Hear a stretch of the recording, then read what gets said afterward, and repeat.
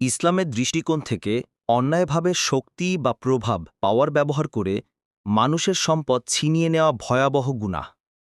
কোরআনের সতর্কতা, ওয়ালা তাকুলু আমওয়ালাকুম বাইনাকুম বিল বাতিল, তোমরা একে অপরের সম্পদ অন্যায়ভাবে ভক্ষণ করো না। সূরা বাকারা ১৮৮।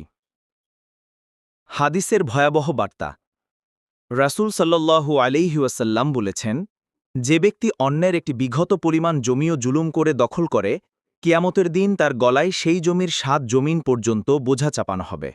সহিহ বুখারী ২৪৫২। আরেক হাদিসে এসেছে, অন্যের সম্পদ জোর করে গ্রহণকারী জাহান্নামে যাবে। মুসনাদ আহমাদ। দুনিয়ার পরিণতি, হারাম সম্পদে বরকত থাকে না। পরিবার, সম্পদ ও মনস্তত্ত্বে অশান্তি নেমে আসে। দুনিয়াতে অপমান ও সামাজিক ধ্বংস অনিবার্য। আখিরাতের শাস্তি, জুলুমের বিচার কিয়ামতের দিনে কঠিনভাবে হবে। মাজলুম অর্থাৎ অন্যায়ের শিকারের দোয়া কবুল হয়। জুলুমকারীর সব নেকি কেড়ে নিয়ে ভুক্তভোগীকে দেয়া হবে, আর না থাকলে তার গুনাহ জুলুমকারীর ঘাড়ে চাপিয়ে দেয়া হবে। সহিহ মুসলিম ২৫৮১।